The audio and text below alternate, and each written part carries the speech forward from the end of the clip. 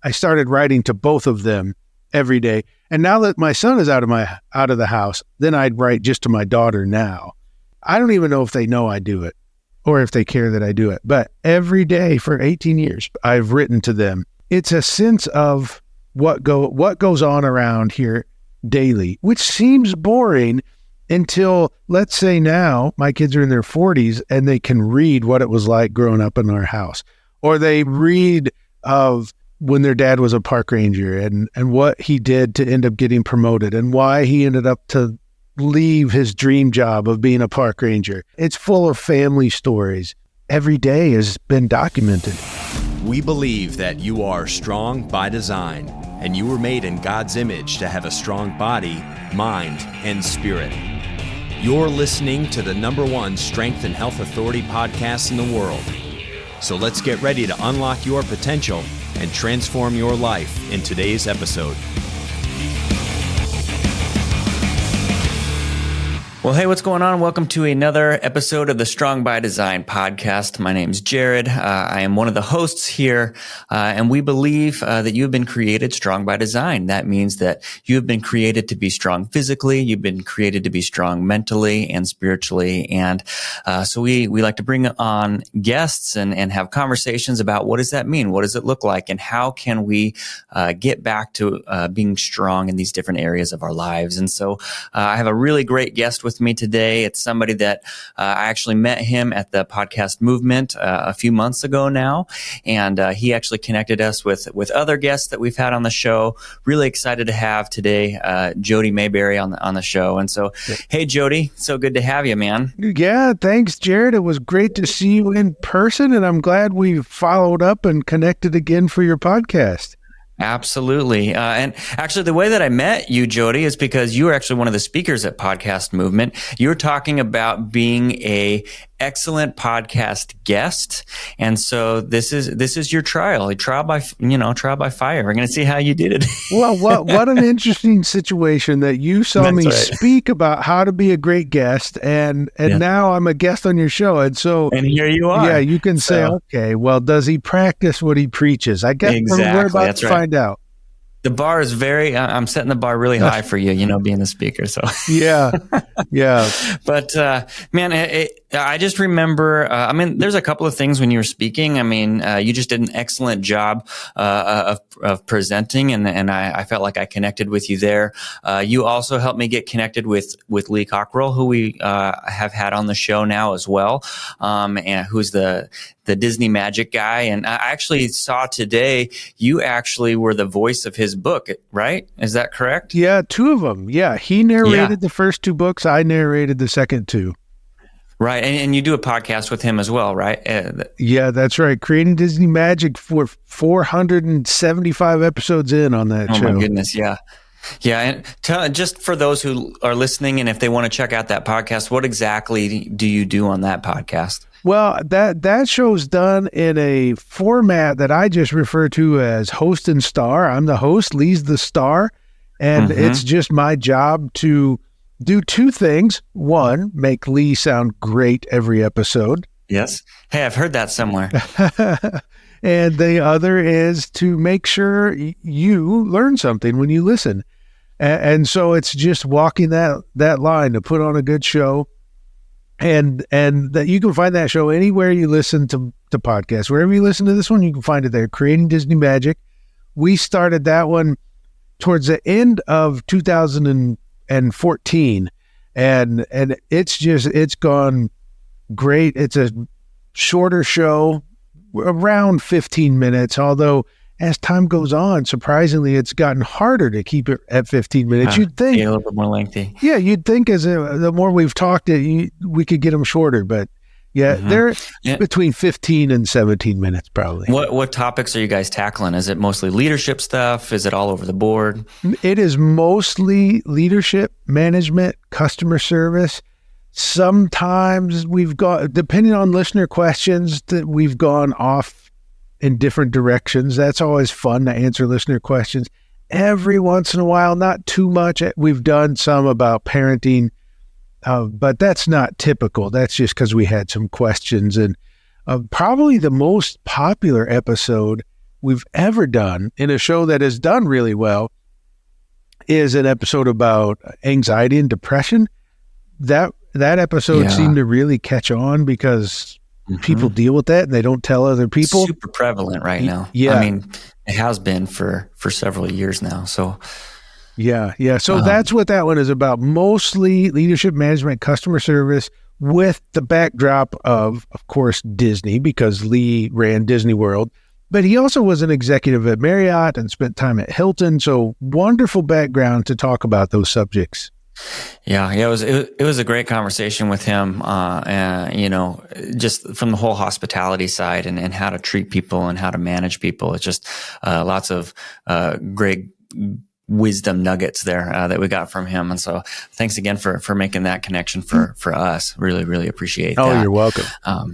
The other piece though that really stuck out to me when you were speaking is just kind of your background and your history, because you were a park ranger, if I'm remembering correctly. And you did you do something with dog sleds? Is that correct? Or is that not correct? No. For some reason I have dog sleds in my head. Why is that picture connected with Jody? I don't know. It wouldn't surprise me if I told you a story about dog sleds at some point. But no.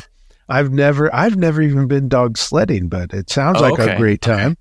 Yeah, that's a totally made up memory in my head. Then, yeah. Well, where were you when you were a park ranger? Where were you a park ranger at? Yeah, I was here in Washington State, where I live. I was a law enforcement ranger for Washington State Parks. So I spent half my time at a park over near the Idaho-Washington state line, and then the rest of my time out here where I live now in the Olympic Peninsula.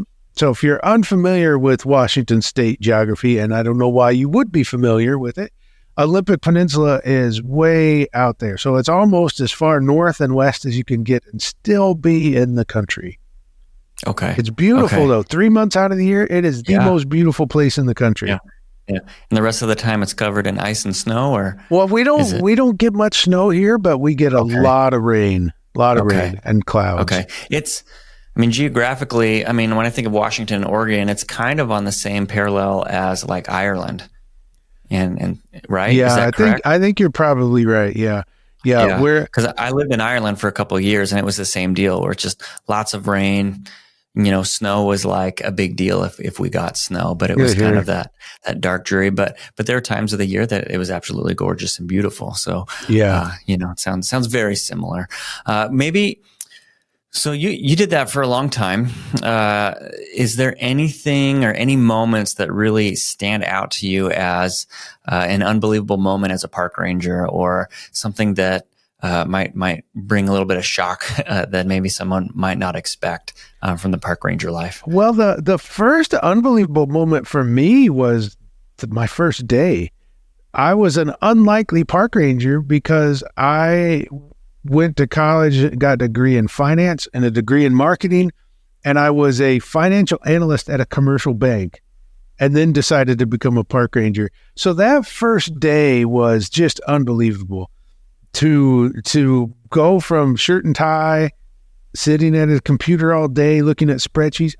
So as a financial analyst, I measured interest rate risk, which is about as exciting as you think it would be. Yeah. So I go from that to park ranger, and I don't want to get too graphic, but my very first day, one is super exciting because holy cow, I'm a park ranger. And then someone drowned in the river on my very first day. There was a death in the park. And then in that first week as a ranger, there was another person found dead in the park, a homeless person who had died in the park. And then there was a medical incident in the campground. And I remember thinking, what did I get into? I was sitting at a desk wearing a tie a week ago, and now this is, I thought it would be hugging trees and chipmunk on your shoulder, and it's not true. It is a wonderful job. But when people ask questions like that, and I say the two things I didn't expect, I didn't know being a park ranger would involve so much blood and so much poop. Oh, The things people do in bathrooms is disgusting. Yeah, I can only, I mean, I'm choosing not to imagine, but I can't imagine. I don't even know. I mean, is park ranger, is your job just to try to prevent bad things from happening? What's a park ranger do? What are your responsibilities? Well, the number one responsibility is to range the park, but we just walk around and. Yeah, so that's it. Part of it is the presence of having a park ranger there, so you can protect the resource, make sure visitors have a great time and are safe. And specifically, I was a law enforcement ranger. So think police officer in the park, but on top of that, you have the other duties a park ranger does, like maintenance and interpretation. And it is a very unique job. But a given day, unless there was a project to work on, a given day as a park ranger could be just ranging, meaning you go wherever in the park because time of year, day of the week, where the activity's probably going to be. But you also don't want to let up on the parts of the park that you typically wouldn't go to, because who knows what's going on over there. But you do want to be where the people are going to be. So there's that. There's, depending on which park you're at, some of this will vary. The first park I spent half my career at, that was very heavily law enforcement. So quite often you're out doing patrol just to make sure people aren't doing dumb stuff or breaking stuff. So that could be doing speed patrol on the parkway, or just walking the trails looking for homeless camps, or checking fishing license. I mean, it is a wide variety. You could be in a kayak one day, a car the next day, a bike the next day. A lot of variety. Yeah. Any ever major encounters with wildlife or? That. So I have a two-part answer to that question. Yeah. One is people, that is a question I get, because people assume you're wild. You're wrestling bobcats and right. So people assume riding bears, probably. Exactly. People assume your wild encounters will be with wildlife. The truth is, animals do what animals do. They're more or less predictable. It's people that do the wild stuff. And sure. And so as a ranger, the most wild encounter I ever had was with a squirrel, because the big stuff like the bears and the cougars, and they would rather just be off doing their thing. But I did have a squirrel incident that involved a death. That it wasn't my death, nor was it a park visitor. So yeah, that was unfortunate. But here's the thing that I learned. You kill a squirrel one time and you're just labeled the rest of your ranger career. As a squirrel killer? Yeah. But it had it coming. It bit a park visitor. It attacked me. It had it coming. Uh-huh. Yeah. There's so much to that story you're leaving out. Oh, yeah. There is. It's interesting. But you would expect, if I'm going to tell you a story about a wildlife encounter, it's going to be a bear or a cougar or a bobcat. But no, it's not a squirrel. It's a squirrel. When I was a kid, there was a squirrel. We were in North Glen, Colorado, which is just north of Denver. And there were these squirrels that lived, in the backyard. And we slowly were giving them nuts, and they would come closer and closer to the house. And then we had them coming in the house, going down the stairs into the, and they're pretty brave, those little squirrels. Yeah. And you can't trust them. You just can't trust a squirrel. Yeah. And it's interesting, even today. And that happened many, many years ago. And even today, I will get, I guess there were recently on Instagram, there was a reel circulating of a squirrel attacking someone in the man's own garage. And so several people sent that to me because they know my history. Yeah, because they know that squirrels are crazy. Yeah, you can't trust them. If you learn nothing at all from today's podcast, that's what you need to know. Don't trust the squirrels. Yeah, that's right. You got it. Yeah, and it's all a plan. Like those squirrels you used to give nuts to, they were planning a takeover of your home. I'm sure of it. Absolutely. So you're a park ranger and you're trying to connect with your community. Is that, I know that your original podcast was a podcast for other park rangers.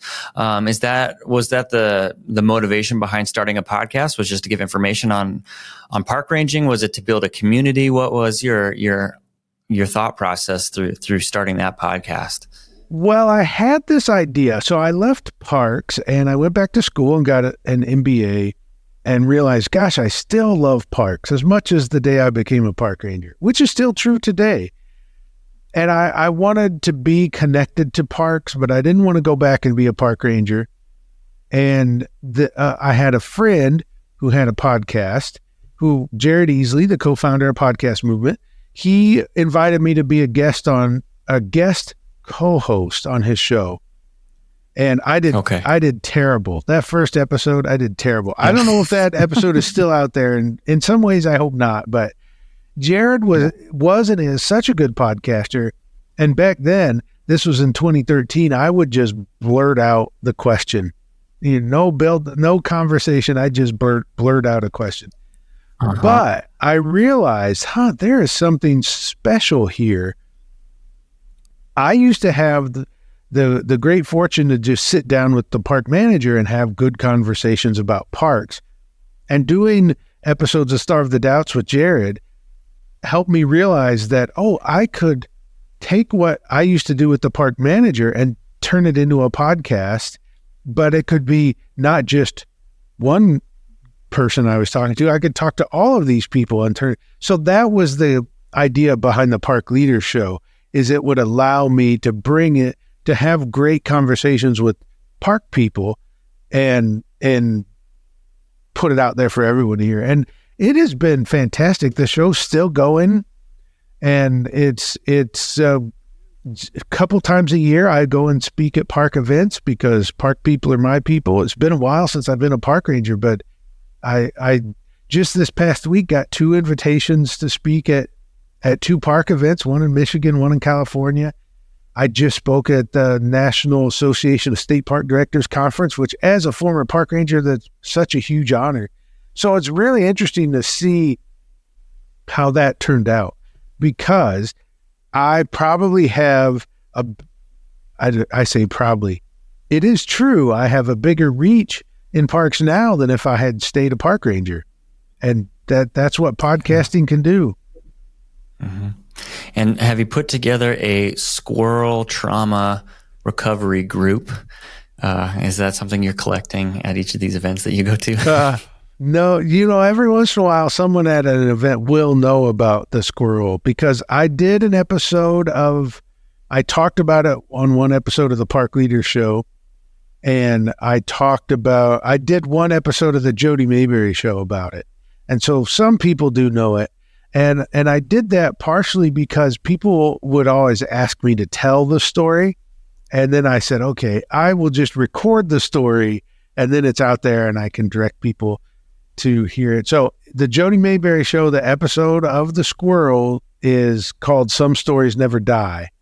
And that's because that story never died. I feel like you should brand that, and you could be selling all kinds of merchandise and all kinds of stuff. I know. We could. I probably should have used the squirrel as the logo for the Park Leaders Show. I didn't think of that until now. Yeah. You don't know until you know, right? So it's one of those things. Yeah, that's right. You have no idea, and it reminds me. It's just way off topic, but this happens with park rangers. That where the teddy bear comes from. Theodore Roosevelt. It's named after him because they were on a bear hunting trip, and then they cornered a bear, and he didn't want to shoot it because he didn't think it was fair. So people were like, oh, that's so sweet. They made these stuffed bears and called them teddy bears after Theodore Roosevelt. I did not know that's where the teddy bear came from. That's very interesting. So then when Taft was running for president, they wanted to do something similar. And so they were using stuffed possums, and they called them Billy Possums. I say all of that to say, there's the teddy bear, the Billy Possum. I don't know, maybe there's something with me and a squirrel in the works. Right. The Jody squirrel, Maberry squirrel. Yeah, it Something doesn't like quite that. have the same ring, does it? Yeah, it doesn't. It does. We're just not used to it yet. So it's got to become, the common house name. Teddy bear. Everyone knows. I'm sure it seemed odd at first, and now they're like, okay, teddy bear. So the Maberry squirrel, the Jody squirrel. I think the Jody squirrel makes more sense. The Jody squirrel. It's nice and short and simple. Yeah. There you go. And you never know. I mean, the Billy Possum didn't catch on, but that's kind of a catchy name when you say it a few times. Catchy name, absolutely. That's awesome. Well, you continue to work hard in the podcasting world. You have multiple podcasts happening. You also are now you have your own business of helping people start up podcasts. Correct? That's right. I've been helping with other people's podcasts for a while now, which really didn't. It just came because I had the Park Leader Show, and then came Creating Disney Magic. And when you do something like that for a high profile person like Lee Cockrell, and you do really well, people will start reaching out to you saying, can you do for me what you did for Lee? So I just started hosting shows and producing shows, and probably the most I've had at one time, I think I had 9 or 10 shows that I was hosting at one time.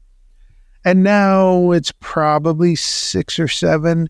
I have a new show, by the way, that since you saw me speak, I came out with a new show. My son went away to college, and I was just used to being around him every day and being able to give him advice and counsel. And I thought, well, gosh, how am I going to be a daily influence in his life now that he's gone? And I thought, well, I'll just do what I do. So I started a daily podcast just for my son, but I put it out there on all the public channels and really only cared if he listened to it. But what's been surprising is how many downloads it gets, how many people actually listen to a show intended just for my son. And that also means I have to be careful not to give away, any personal stories that would embarrass him. But it has been really, that has been a fun project. I'd never done a daily show before, nor had I ever done a show with an intended audience of one. So what are you doing in that show? Are you just talking about, hey, today I went to the grocery store and bought some milk?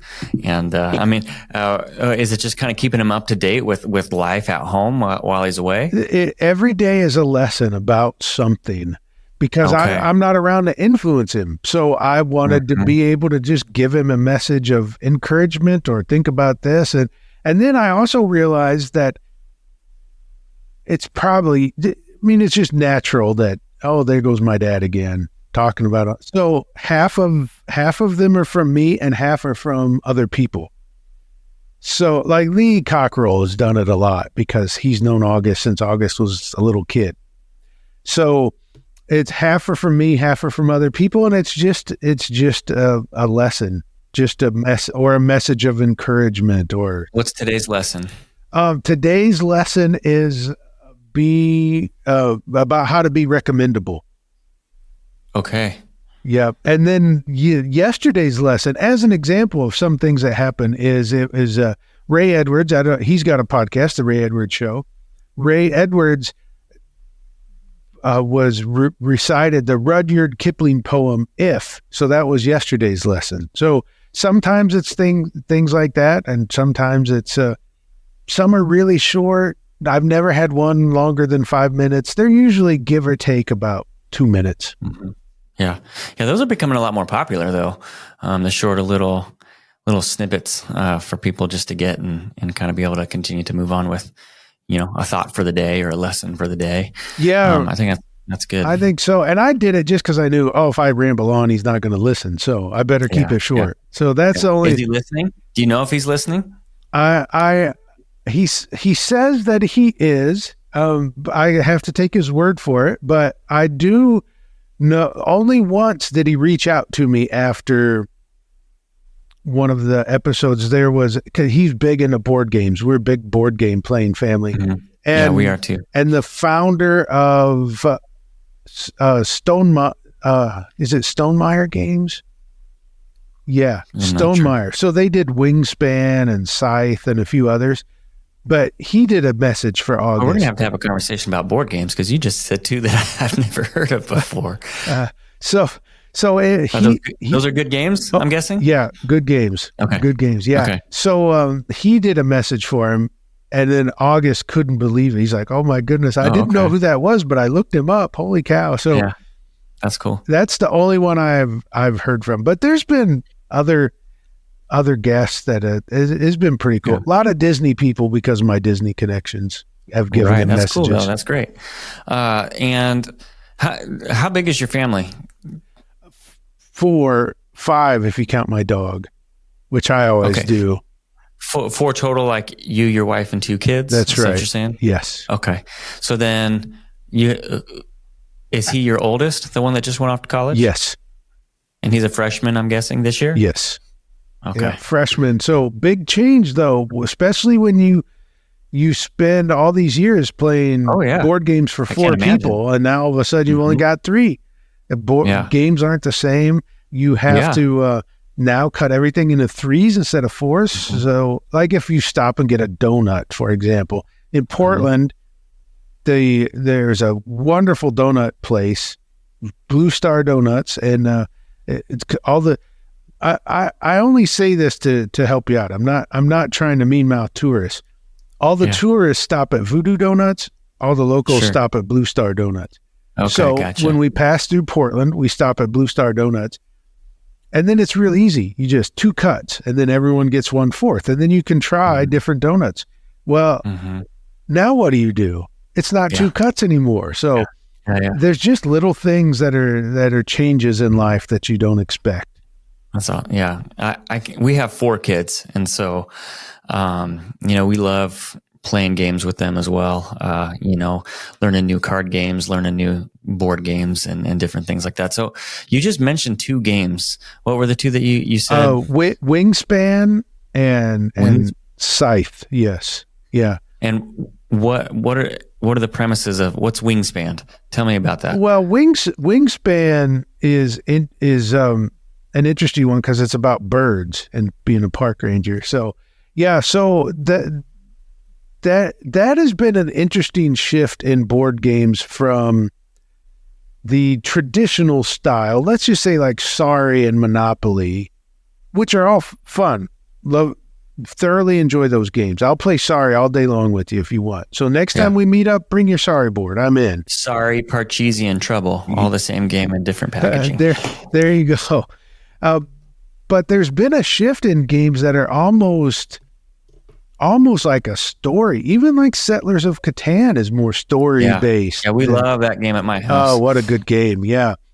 We have Settlers of Catan for kids as well. Oh, nice. Which is, we play both versions. Now our kids are old enough they can do both, but it was great to have the kid version for a while. I have an unfortunate Settler story. Someone was kind enough to buy. So we were in the backcountry of Glacier National Park, and I took a picture of us playing Settlers of Catan and posted a picture on social media.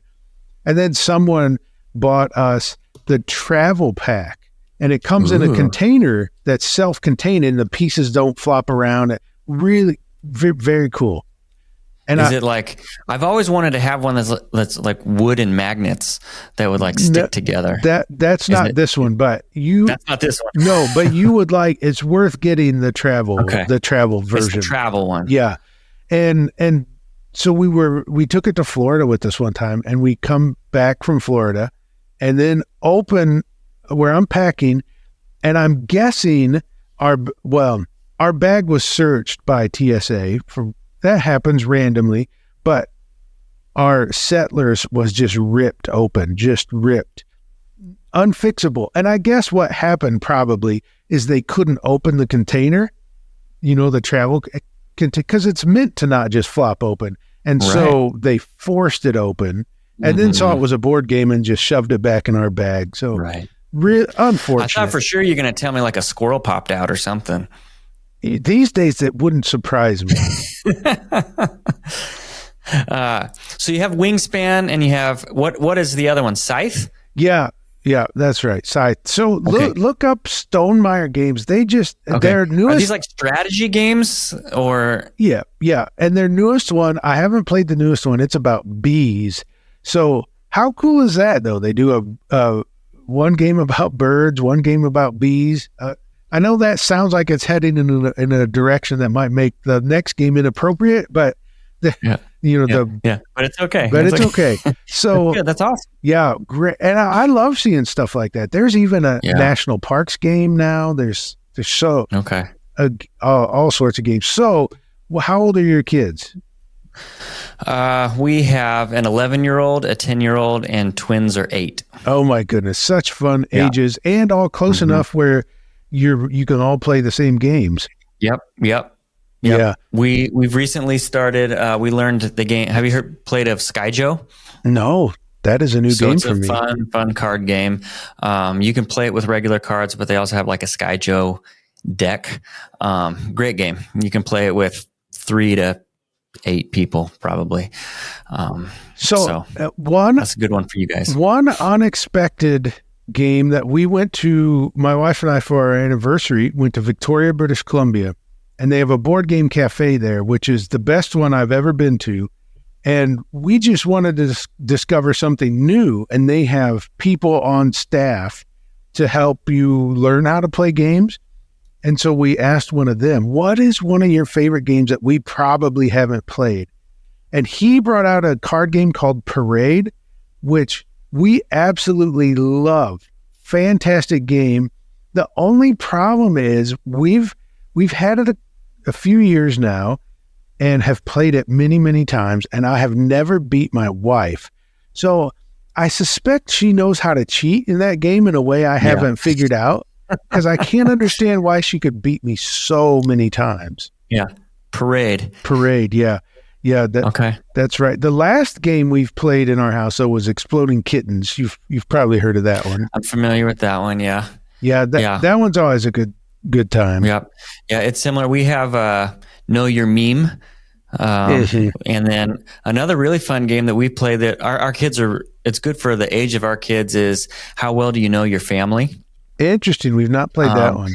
So it'll have a question that you ask, and basically you ask it for yourself, and it'll say, my favorite restaurant to eat out at is, and then whoever answers correctly will get the card. But then there's also like challenges. One of my favorite challenges the other day was who can do the plank the longest. And so whoever could do a plank the longest got the card, or do an impersonation of someone else in your family, and whoever guesses it right, so lots of fun, so much fun. And the kids really, really love that game as well. But, it's really what it's all about, right? I mean, all the things that we're doing is we want to invest in our kids. And I have a mentor that his kids grew up and they're all strong, healthy, wonderful human beings. And I asked him once, I said, what did you do in your home? How did you raise them to be who they are? And nobody, went off the deep end or did anything crazy. And he said, I don't really know what we did other than we loved being with each other and we loved spending time with each other. And so as they got older, that just continued. And so it was never them having to go off and find answers through friends or people outside of the home, but we were just so well connected inside the home that that just continued through. And now everyone's graduated and they're still a tight knit family. And so my wife and I are like, we want that. We want that for our kids, where as they get older, that we just genuinely enjoy spending time with each other. And so it sounds like you guys are very similar in that aspect. Yeah, we have been so deliberate about time together as a family, board games, hiking, whatever. But it's been very deliberate. And I will tell you though, when you live your family life like that, it is no one prepared me how hard it was for your first kid to go away. Yeah, it is tough. But are you prepared for the second one to go? I mean, I can't. I mean, at that point, it's like I don't know. We won't bring that up. We won't talk about that today. I know No. that's. I should have told you what's off limits to talk about. That's one of them. Yeah, I'm sorry. Yeah, I apologize. Yeah, but it's really neat. And then you discover, like we've only gone to visit my son once since he left. And is he out of state? Yeah, he's in Oregon. So, but it's only 4.5 hours away. So it's not too bad. Not too bad. But I discovered for the first time, because I'd never had the opportunity to discover it. I'm like, wow, as an adult, he's a really good guy, fun to be around. And it made me sad to realize, oh, gosh, he's his own man now. He's part of the family, but he's not part of the family the way he used to be. So that made me sad, but it made me absolutely delighted to realize what a good guy he is. Like, I like the adult version of him. Mm-hmm. Yeah. Which is the goal, right? I mean, our goal is to help raise these kids that grow up and be strong, healthy, functioning adults. And so to see that actually carry out and take place and be able to stand back and go, hey, we did our job. We did what we were supposed to do. And now engage in the next phase of relationship, Yeah, that's right. And here's how it ties back to podcasting is it's such a long-term investment, And podcasting is too, that like you have to be willing to really stick with it for a long time if you want things to turn out the way they should. And I remember I used to tell my son, let's say he was 8 and he'd do something dumb, because 8-year-olds do dumb stuff and they do selfish stuff, even when they're really good kids. They just look out for themselves, as they should. That's what they do. Yeah. And I would say, look, we've got to deal with this, not for the 8-year-old August, my son's name's August, not for the 8-year-old August, but for the 18-year-old August, because that's who I'm focused on. So his whole life, I was always saying, 10-year-old August is mad at me and I don't care. 20-year-old August is going to be really happy with me. Mm-hmm. Yeah, always looking to the future. Yeah. Yeah, it's hard to do in the moment for a lot of people, is to take back that perspective and try to see the big picture, especially when they just threw a ball through your TV or whatever it might be. Yeah, when we first got an Oculus, the Quest, whichever you call it, we forgot to tell my daughter about what the red lines mean, and she punched out our TV screen. Oh man. Yeah. Of course that happened. Of course it did. Yeah. Yeah. I had a really good a pastor mentor of mine that talked to me about the ministry of presence. And I always think about that with my kids as well, is the power of presence, and, the not just being around, but actually being present in the moment. And how, we, especially with technology and things today, we have to be very intentional about that as well.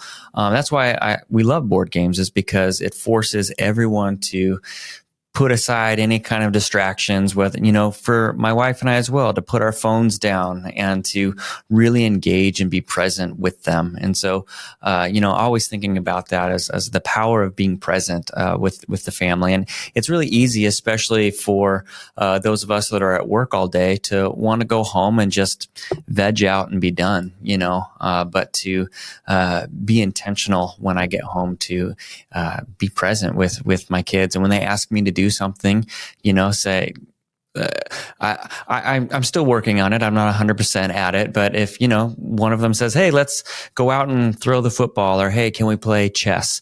My immediate reaction, this actually happened last night. My son is really into chess. He hasn't beat me yet. And so, I feel pretty proud of that I can beat my 11-year-old at chess still, but cause I'm not that good. But he'll ask, Dad, can we play? And my first reaction is, I don't want to. I'm tired. I want to just sit and do nothing. But then I say, set up the board, make it happen. Like these are the things that I need to be doing, and I need to invest in that. And it's fun for him to learn and for me to be teaching him the game and teaching him strategy and critical thinking. And there's so many things that come with the game of chess that are a lot of fun. But, that the power of being present is just so, I think, an important aspect of what we need in the world of chaotic world that we're in the world of technology. Yeah, what a great story and a great lesson. And someday your son's going to tell his son about playing chess with his dad. That's right. Yeah. And it could have been that instead he would have said, "Oh, I always wanted my dad to teach me chess, but he was too busy." Yeah. Yeah. So he was going to tell a story one way or the other, and you're giving him a good story to tell. That's right. Good. That's the hope anyway. Yeah. And there is more. I know we've hijacked your show into talking about parenting mostly, but oh no, it's good.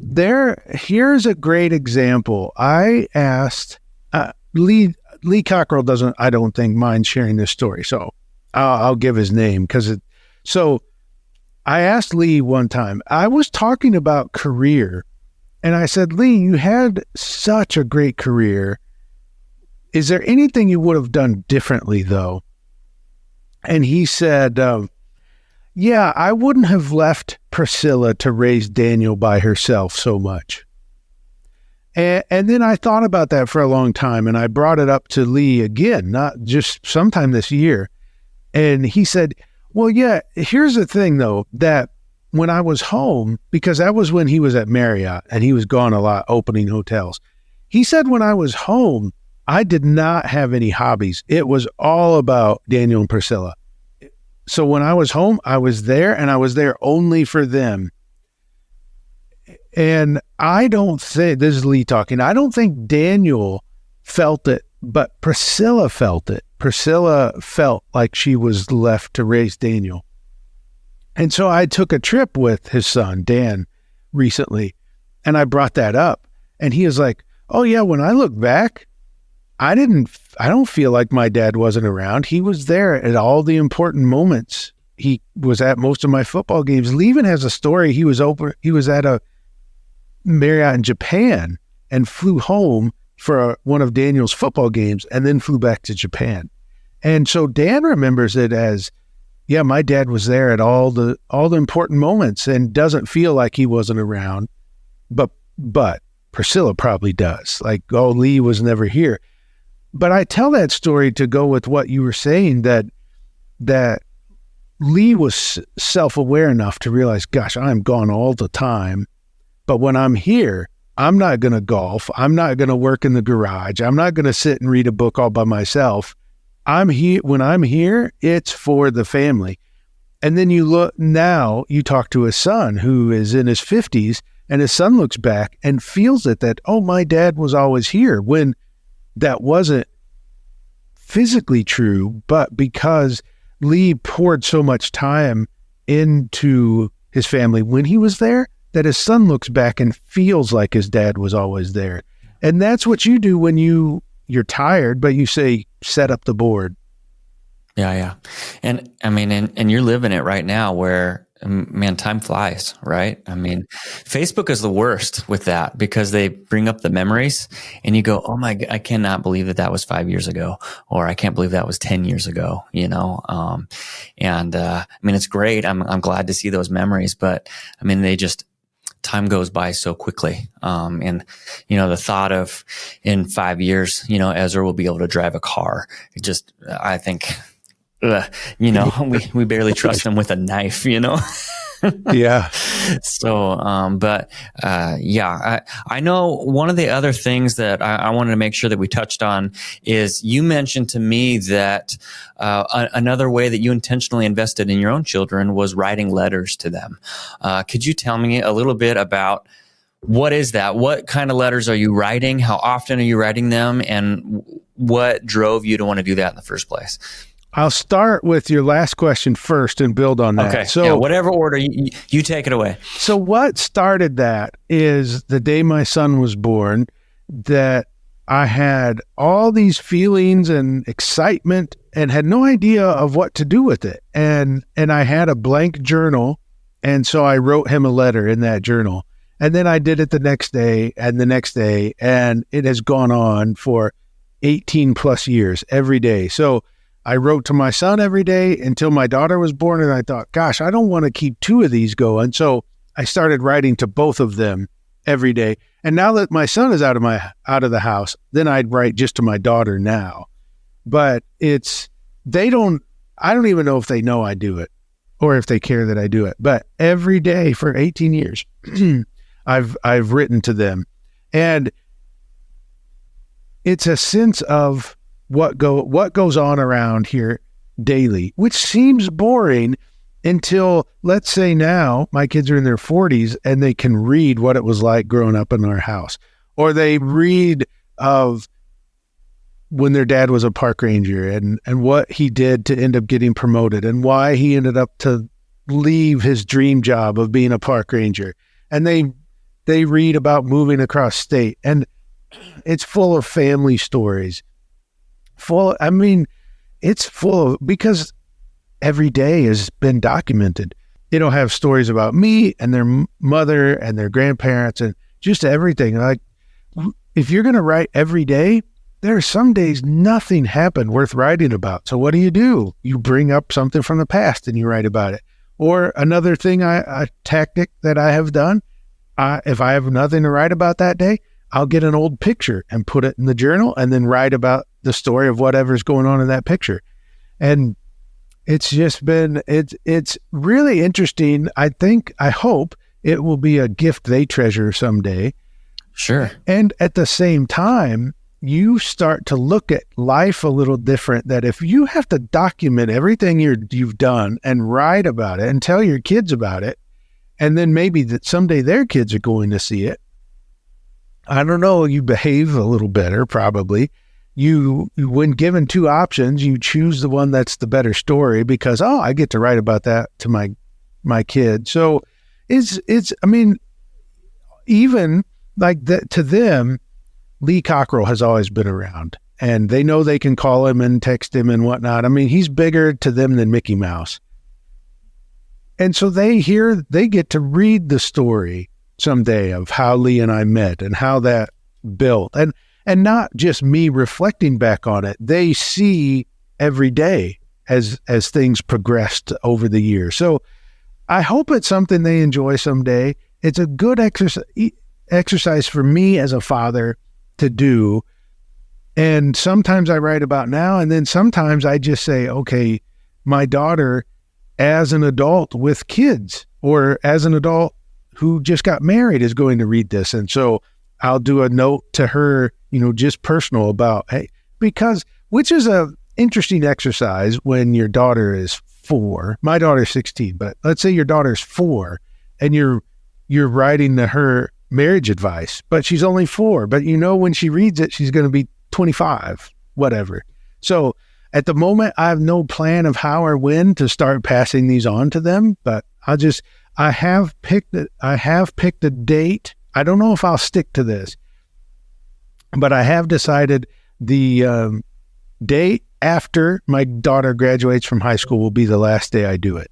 So we'll see if I stick to that. But then you'll just start another podcast anyway, right? Yeah, because I'll have more time. So why not? Yeah. But what if I stop after she graduates? That'll be more than 20 years I've written to them every day. So what else will I have to tell them at that point? I think I'll be dry. Yeah, I bet you, I can only imagine that your grandkids at some point are going to love those stories. I know personally, I love hearing stuff about my parents when they were kids, the things, because, you didn't know them as children, and so being able to get an insight into how they were, I just think that's going to be an incredible gift, not only to your kids, but to your grandkids. Yeah, I hope so. But here's the danger of it is let's say my kids or even my grandkids, and I tell them a story about the blizzard of 2018 and how we had to dig ourselves out and all that. And then they read the daily letter from when that actually happened. And they're like, what are you talking about? There was 2 inches of snow.